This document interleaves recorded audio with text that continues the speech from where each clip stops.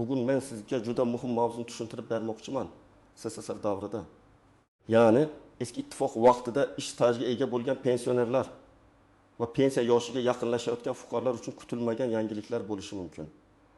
Bu masala faqat hozir pensiya olayotgan odamlarga emas, balki ota-onasi, buvisi, bobosi, turmush o'rtog'i yoki yaqin qarindoshining pensiyasi bilan qiziqadigan har bir oilaga tegishli. Men darhol asosiy gapni aytaman.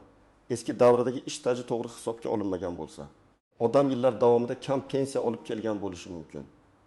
Ba'zi holatlarda hujjatlarni qayta ko'rib chiqish, arxiv ma'lumotlarini topish yoki ish stajini tasdiqlash orqali pensiya miqdori oshishi ehtimoli bor. Shuning uchun bu videoni oxirigacha diqqat bilan tinglang. Hozirning o'zida kanalga obuna bo'ling, like bosing, chunki bunday ma'lumot ko'p oilalarga real foyda berishi mumkin.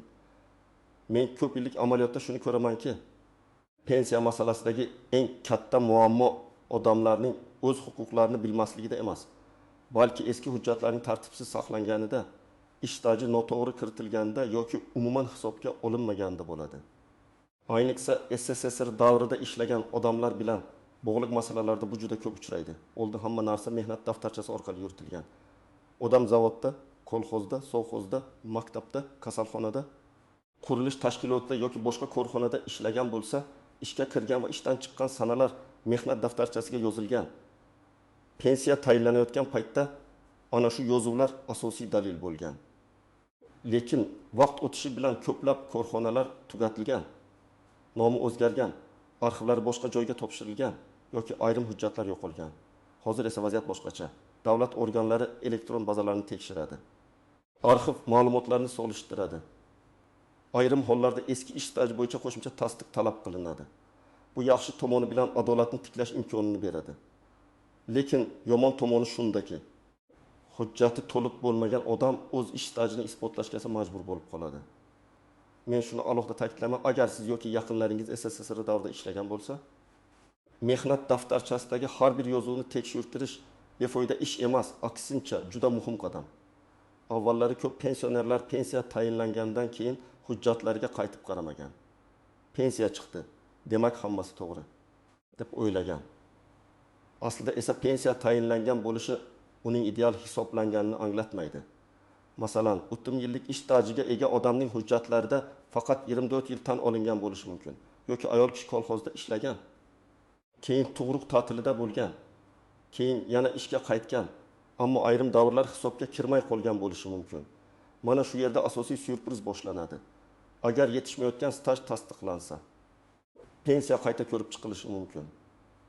Bugungi kunda pensiya masalasida asosiy e'tibor hujjatlarning aniqligiga qaratilmoqda. Ilgari ba'zi yozuvlar yuzaki ko'rib chiqilgan bo'lsa, endi ko'proq tekshiruv, elektron ma'lumot.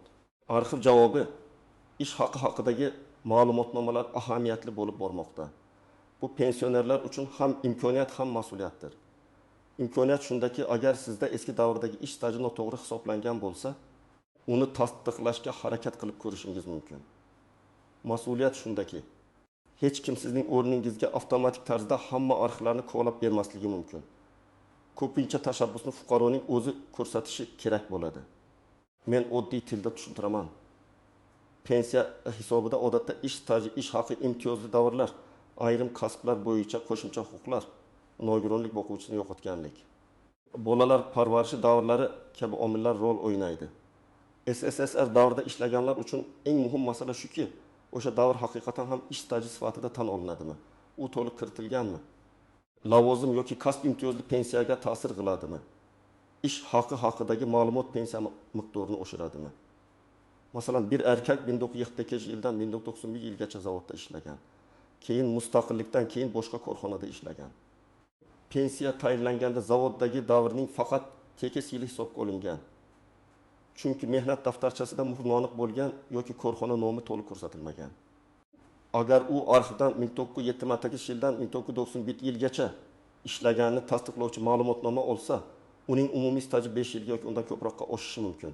Bu esa pensiya miqdoriga ta'sir qilishi ehtimoldan xoli emas. Men birinchi navbatda quyidagi toifadagi odamlar o'z hujjatlarini tekshirish kerak deb hisoblayman. Birinchisi, SSSR davrida ishlagan, lekin mehnat daftarchasida ayrim yozuvlari tushunarsiz bo'lganlar. Masalan, sanalar o'chib ketgan, muhr xira, korxona nomi qisqartma bilan yozilgan, lavozim aniq ko'rsatilmagan. Bunday holatda pensiya organi ayrim davrlarni to'liq tan olmagan bo'lishi mumkin. Ikkinchisi, kolxoz va sovxozlarda ishlaganlar. Chunki qishloq xo'jaligi tizimida ish staji masalasi ko'pincha murakkab bo'ladi. Kimdir mavsumiy ishlagan, kimdir yil davomida brigadada bo'lgan, kimdir paxta terimi, chorvachilik, sug'orish, traktor haydash, hisobchilik yoki ombor ishlarida ishlagan. Ba'zan mehnat daftarchasi bo'lmagan, faqat xo'jalik kitoblari, tabel, buyruq yoki arxiv ma'lumotlari qolgan. Shuning uchun qishloqda ishlagan pensionerlar menda hammasi baribir hisoblanmaydi deb taslim bo'lmasligi kerak. Uchinchisi, zararli yoki og'ir sharoitda ishlaganlar. Masalan, kon, metallurgiya, kimyo sanoati, issiq sex, qurilishning ayrim turlari, yer osti ishlari, tibbiyotdagi ayrim lavozimlar, pedagogika sohasidagi ayrim ishlar va boshqa yo'nalishlarda imtiyozli staj masalasi bo'lishi mumkin. Men bu yerda hammaga bir xil va'da bermayman. Chunki har bir kasb, lavozim va davr alohida tekshiriladi. Lekin agar odam og'ir sharoitda ishlagan bo'lsa, bu albatta ko'rib chiqishga arziydi. To'rtinchisi, pensiyasi juda kam chiqib, lekin o'zi uzoq yillar ishlaganini biladiganlar. Masalan, odam men 35 yil ishlaganman, lekin pensiyam nega bunday kam deb hayron bo'ladi. Sabab faqat qonunchilikdagi formula emas, balki ayrim yillar umuman hisobga kirmagan bo'lishi ham mumkin. Shuning uchun bunday holatda pensiya ishini ko'rib chiqish kerak. Endi men muhim bir narsani aytaman. Hamma pensioner ham darrov vahimaga tushishi kerak emas. Agar sizning mehnat daftarchangiz to'liq, sanlar aniq, ish joylari muhr va imzo bilan tasdiqlangan, pensiya tayinlanganda barcha davrlar ko'rsatilgan bo'lsa, ehtimol katta muammo yo'q. Lekin baribir bir marta tekshirtirish zarar qilmaydi. Agar siz faqat mustaqillikdan keyin ishlagan bo'lsangiz va barcha ma'lumotlaringiz elektron bazalarda bo'lsa, SSSR davri bo'yicha alohida muammo sizga tegishli bo'lmasligi mumkin. Ammo oilangizda ota-onangiz yoki katta yoshli qarindoshlaringiz bo'lsa, ular uchun bu mavzu dolzarb bo'lishi mumkin. Shuningdek, agar sizning pensiyangiz yaqinda tayinlangan bo'lsa va tayinlash jarayonida barcha arxiv ma'lumotlari, ish haqqi haqidagi ma'lumotnomalar, staj bo'yicha hujjatlar to'liq yig'ilgan bo'lsa, qo'shimcha natija chiqmasligi ham mumkin. Men buni ham ochiq aytaman. Har bir murojaat pensiya oshishiga olib keladi deb aytish noto'g'ri. Lekin tekshirmasdan turib, menga hech narsa tegmaydi deb xulosa qilish ham noto'g'ri. Keling, men sizga oddiy misollar orqali tushuntiraman. Birinchi misol, ayol kishi 1900 yildan 1990 yilgacha tikuv fabrikasida ishlagan. Keyin farzandli bo'lgan. Keyin yana 1993 yildan ishga qaytgan. Pensiya tayinlanganda 1992-1990 yillardagi ish staji tan olingan. Lekin tug'ruq va bola parvarishi bilan bog'liq ayrim davrlar noto'g'ri ko'rib chiqilgan. U hujjatlarni qayta tekshirtirsa, bola parvarishi davrining qonun bo'yicha hisobga olinadigan qismi umumiy stajga qo'shilishi mumkin. Bu bir necha oy yoki bir necha yil farq qilishi mumkin. Ikkinchi misol, erkak kishi 1975 yildan 1978 yilgacha kolxozda traktorchi bo'lib ishlagan. Mehnat daftarchasida faqat kolxoz a'zosi deb yozilgan, lekin traktorchi sifatidagi buyruqlar arxivda saqlangan. Agar uning ishi maxsus sharoit yoki alohida stajga ta'sir qiladigan toifaga kirsa, arxiv ma'lumotlari juda muhim bo'ladi. Oddiy bitta yozuv yetarli bo'lmaganda, qo'shimcha hujjat pensiya hisobida farq yaratishi mumkin. Uchinchi misol. O'qituvchi ayol 1980 yildan 1992 yilgacha qishloq maktabida ishlagan, keyin boshqa ish qilgan. Mehnat daftarchasida maktab nomi to'g'ri yozilgan, lekin ayrim yillarda lavozim tarbiyachi, ayrim yillarda o'qituvchi deb qayd etilgan. Agar qonunchilikda pedagogik staj bo'yicha ayrim davrlar muhim bo'lsa, lavozim nomidagi farq katta ahamiyatga ega bo'ladi. Bunday holatda ishga qabul qilish buyruqlari, kvalifikatsiya ro'yxatlari, ish jadvali, maosh vedomoslari kerak bo'lishi mumkin. To'rtinchi misol. Odam 7 yil ishlagan, lekin pensiya tayinlanganda eski ish haqi haqidagi ma'lumot topilmagani uchun hisob-kitob minimal ko'rsatkichlar asosida qilingan. Keyinchalik arxivdan 1996-1990 yillardagi oylik maoshi bo'yicha ma'lumotnoma topilsa, pensiya miqdori qayta hisoblanishi ehtimoli paydo bo'ladi.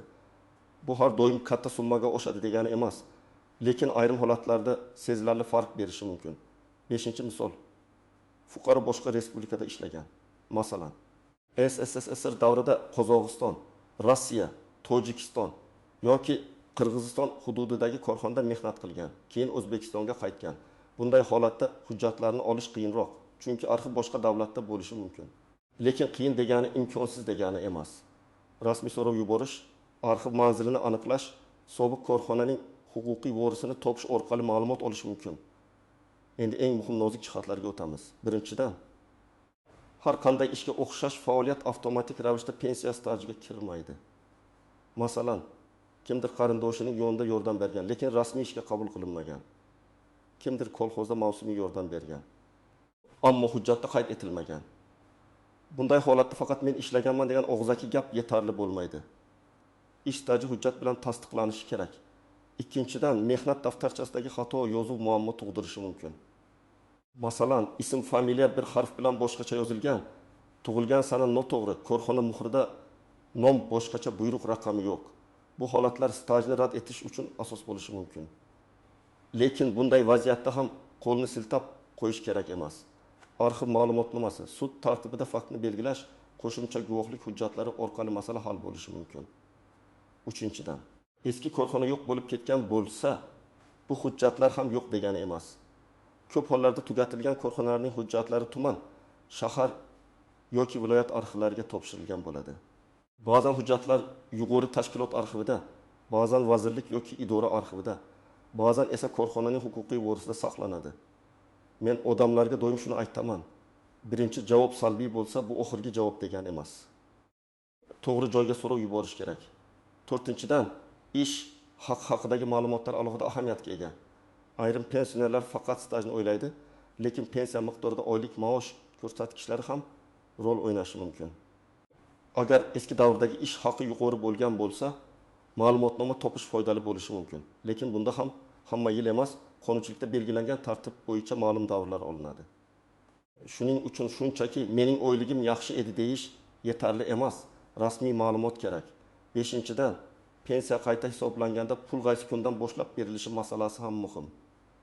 Odamlar ko'pincha men 10 yil kam olgan ekanman, endi hammasini bir yo'la berishadi deb o'ylaydi.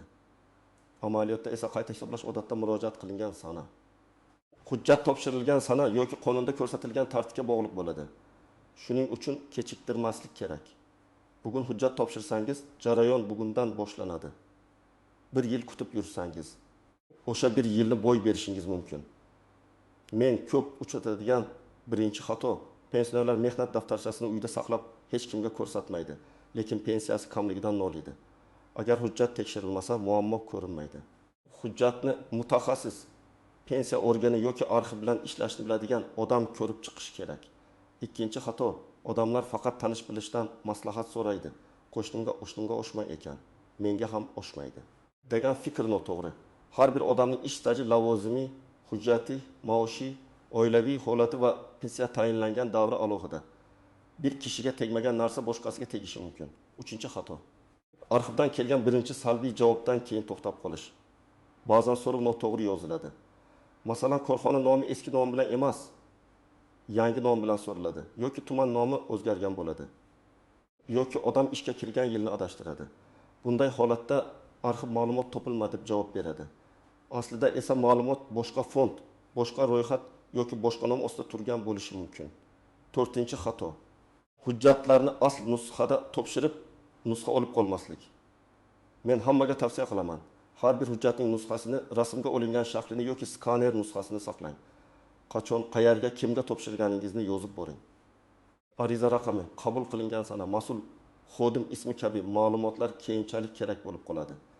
5-xato, og'zaki javob bilan cheklanib qolish. Agar sizga hech narsa chiqmaydi deyishsa, rasmiy yozma javob so'rang. Yozma javob bo'lsa, uni tahlil qilish, yuqori tashkilotga murojaat qilish yoki kerak bo'lsa sud tartibida ko'rib chiqish mumkin. Og'zaki gap esa ertaga isbot bo'lmaydi. Endi men sizga aniq nima qilish kerakligini bosqichma-bosqich aytaman. Birinchi qadam, uyda bor hujjatlarni yig'ing. Mehnat daftarchasi, harbiy xizmat hujjatlari, diplom, tug'ruq va bola parvarishi bilan bog'liq hujjatlar. Nikoh guvohnomasi, familiya o'zgargan bo'lsa shu haqdagi hujjat, eski ish joylaridan olingan ma'lumotnomalar, kasaba uyushmasi bileti, orden medal hujjatlari, ish haqi vedomosi nusxalari bo'lsa, hammasini bir joyga jamlang. Ikkinchi qadam, mehnat daftarchasini varaqlab, barcha ish joylarini alohida ro'yxat qiling. Har bir ish joyi bo'yicha 3 ta narsa yozing. Ishga kirgan sana, ishdan chiqqan sana, korxona yoki tashkilot nomi. Agar korxona nomi o'zgargan bo'lsa, eski va yangi nomini aniqlashga harakat qiling. Agar qaysi tumanda joylashganini bilsangiz, uni ham yozing. Bu ro'yxat arxivga so'rab berishda juda yordam beradi. 3-qadam. Pensiya organiga murojaat qilib, pensiya ishingizda qaysi davrlar hisobga olinganini aniqlang. Oddiy qilib aytganda, mening ish stajim necha yil, qaysi davrlar qabul qilingan, qaysi davrlar rad etilgan yoki hisobga olinmagan deb so'rang. Imkon bo'lsa, yozma ma'lumot so'rang, chunki siz muammoni faqat shuni aniq ko'rasiz. 4-qadam, agar biror davr yetishmayotgan bo'lsa, arxivga so'rov tayyorlang. So'rovda ism, familiyangiz, tug'ilgan sanangiz, o'sha vaqtdagi familiyangiz, korxona nomi, ishlagan davringiz, lavozimingiz, qaysi hujjat kerakligi aniq yozilishi kerak. Masalan, 1979 yil mart oyidan 1997 yil sentabr oyigacha falon zavodda chilangar lavozimida ishlaganimni tasdiqlovchi ma'lumotnoma so'rayman deb yoziladi. Agar ish haqi kerak bo'lsa, ish haqi to'g'risidagi ma'lumotnoma deb alohida ko'rsatiladi. 5-qadam, agar arxiv hujjat topmasa, muqobil yo'llarni izlang. Sobiq hamkasblar guvohligi, boshqa hujjatlar, buyruq nusxalari, kasaba uyushmasi yozuvlari, partiya yoki komsomol hujjatlari, sud orqali yuridik faktni belgilash kabi yo'llar bo'lishi mumkin. Lekin guvohlar masalasida ehtiyot bo'lish kerak. Har doim ham guvoh ko'rsatmasi yetarli bo'lavermaydi. U qonuniy tartibda baholanadi. 6-qadam, barcha topilgan hujjatlarni pensiya organiga ariza bilan topshiring. Arizada shunday mazmunda yozish mumkin: menga tayinlangan pensiya miqdorini qayta ko'rib chiqishingizni, ilova qilinayotgan hujjatlar asosida ish stajim va ish haqi ma'lumotlarimni hisobga olishingizni so'rayman. Arizaga hujjatlar ro'yxatini ilova qiling. Qabul qilinganligi haqida belgi yoki ro'yxat raqamini oling. 7-qadam. Javobni kuting va uni diqqat bilan o'qing. Agar pensiya oshsa, qayta hisoblash qaysi sanadan boshlanganini tekshiring. Agar rad javobi kelsa, rad etish sababi nimada ekanini tushuning. Hujjat yetarli emas, davr tasdiqlanmadi. Lavozim imtiyozli ro'yxatga kirmaydi. Ish haqi ma'lumoti qabul qilinmaydi kabi sabablar turlicha bo'ladi. Har bir sababga qarab keyingi harakat belgilanadi. Men sizga juda oddiy, lekin amaliy maslahat beraman. Hujjatlar papkasini tartib bilan tuzing. 1-bo'limga shaxsiy hujjatlar, 2-bo'limga mehnat daftarchasi nusxalari, 3-bo'limga arxiv javoblari, 4-bo'limga pensiya organi bilan yozishmalar. 5-bo'limga qo'shimcha dalillarni joylang. Har bir hujjatning nusxasiga sanani yozib qo'ying. Agar familiyangiz o'zgargan bo'lsa, masalan, ayol kishi turmushga chiqqandan keyin familiyasini almashtirgan bo'lsa, bu juda muhim. Eski ish joylarida bir familiya, hozirgi pasportda boshqa familiya bo'lsa, ularning bir odamga tegishli ekanini nikoh guvohnomasi yoki familiya o'zgargani haqidagi hujjat bilan isbotlash kerak. Bu mayda ko'ringan narsa, lekin amalda ko'p muammo aynan shundan chiqadi. Agar mehnat daftarchasida ism yoki otasining ismi xato yozilgan bo'lsa, bu ham e'tiborsiz qolmasin. Masalan, Abdullayev o'rniga Abdullayev, Muhammad o'rniga Mamat yozilgan bo'lishi mumkin.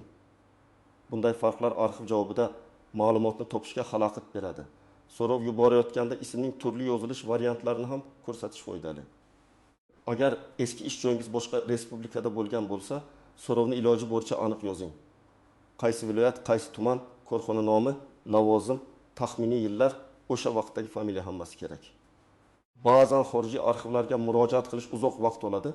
Shuning uchun bunday ishni oxiriga tashlab qo'ymaslik kerak. Men bu savolga halol javob beraman. Yo'q, har bir tekshiruv pensiya oshishini kafolatlamaydi. Lekin agar sizning ish stajingiz to'liq hisobga olinmagan bo'lsa, ish haqi haqidagi muhim ma'lumotlar yo'q bo'lsa yoki imtiyozli davrlar e'tibordan chetda qolgan bo'lsa, qayta hisoblash uchun asos paydo bo'lishi mumkin. Bu yerda eng muhim narsa shuki, odam o'z hujjatini bilishi kerak. Men ko'p pensionerlarning men qancha staj bilan pensiyaga chiqqanimni bilmayman deganini eshitganman. Bu noto'g'ri. Har bir pensioner o'z pensiya ishida qanday ma'lumotlar borligini bilishga haqli. Siz o'z mehnatingizni, yillar davomida qilgan xizmatingizni himoya qilishingiz kerak. Ayrim holatlarda pensiya ozgina oshadi. masalan bir necha 10 ming so'm yoki undan ko'proq. Ayrim holatlarda esa farq sezilarli bo'lishi mumkin. Bu staj miqdori, maosh ma'lumotlari va amaldagi hisob-kitob tartibiga bog'liq. Lekin hatto kichik o'shan pensioner uchun muhim. Chunki bu pul har oy keladi. Bir oyda o'z ko'ringan farq bir yilda sezilarli summaga aylanadi. Men alohida ogohlantiraman. Pensiya oshirib beraman deb pul so'raydigan odamlardan ehtiyot bo'ling. Hujjat yig'ish, arxiv so'rov yozish, maslahat berish bo'yicha qonuniy xizmatlar bo'lishi mumkin. Lekin men ichkaridan hal qilib beraman. Hech qanday hujjatsiz oshirib beraman. Falon pul bersangiz, pensiyangiz 2 barobar bo'ladi degan gaplarga ishonmang. Pensiya faqat qonuniy hujjatlar asosida qayta ko'rib chiqiladi. Shuningdek, internetda tarqaladigan har xil shov-shuvli xabarlarga ham ehtiyot bo'ling. SSR staji borlarga hammasiga falon million beriladi. Yoki hamma pensionerlar avtomatik qo'shimcha pul degan xabarlar ko'pincha noto'g'ri talqin bo'ladi. Har bir yangilikni rasmiy manbadan, pensiya organidan yoki ishonchli mutaxassisdan aniqlashtirish kerak. Men mutaxassis sifatida sizga shuni maslahat beraman. Hissiyot bilan emas, hujjat bilan harakat qiling.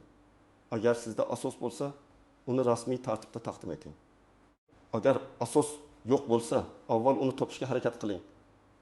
Agar rad javobi bo'lsa, nima uchun rad etilganini tushunib, keyingi qadamni belgilang. Bu mavzuda men yoshroq tomoshabinlarga alohida murojaat qilaman. Ota-onangiz yoki bu bobongiz ko'pincha arxiv, ariza, elektron navbat, tashkilotga murojaat qilish kabi ishlarni o'zlari qila olmaydi. Ular uyda eski papkalarni saqlab qo'ygan bo'lishi mumkin. Lekin qayerga borishni bilmasligi mumkin. Siz ularga yordam bering. Bir kuni vaqt ajrating, mehnat daftarchasini ko'rib chiqing. Ish joylarini ro'yxat qiling. Pensiya miqdori qanday tayinlanganini so'rab ko'ring. Ba'zan oila a'zolarining 1 soatlik yordami pensionerning ko'p yillik muammosini hal qilib beradi. Men bunday holatlarni ko'p ko'rganman. Farzandi hujjatlarni tartiblagan, arxivga so'rov bergan. Keyin onasining yoki otasining pensiyasi qayta hisoblangan. Yana bir muhim jihat, pensionerlar ko'pincha bezovta qilmay, borib ovora bo'lmay, baribir foydasi yo'q deb o'tiraveradi. Lekin davlat organlari hujjat asosida ishlaydi. Siz murojaat qilmasangiz, ko'pincha hech kim sizning eski ish stajingizni qaytadan qidirib chiqmaydi. Shuning uchun tashabbus sizdan boshlanishi kerak. Bugungi mavzudan asosiy xulosa shuki, SSR davrida ishlagan pensionerlar uchun eng muhim masala eski ish stajining to'liq va to'g'ri hisobga olinganini tekshirishdir.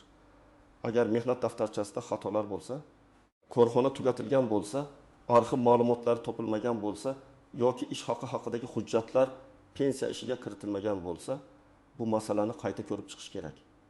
Men sizga vahima qilishni emas, tartibli harakat qilishni tavsiya qilaman. Hujjatlarni yig'ing, stajni tekshiring, pensiya organiga yozma murojaat qiling, kerak bo'lsa arxivga so'rov yuboring, javoblarni saqlang va o'z huquqingizni talab qiling. Har bir holat alohida, lekin tekshirmasdan turib imkoniyatni boy berish eng katta xato bo'ladi. Agar siz yoki yaqinlaringiz SSR davrida ishlagan bo'lsa, kommentariyada yozing, qaysi yillarda, qaysi sohada ishlagansiz va pensiya staji bo'yicha muammo bo'lganmi? Bu boshqalarga ham foydali tajriba bo'ladi. Videoga like bosing, kanalga obuna bo'ling va bu ma'lumotni ota-onangizga, qo'shnilaringizga, qarindoshlaringizga yuboring. Chunki ba'zan bitta to'g'ri maslahat pensionerning butun hayotiga yangilik olib kelishi mumkin.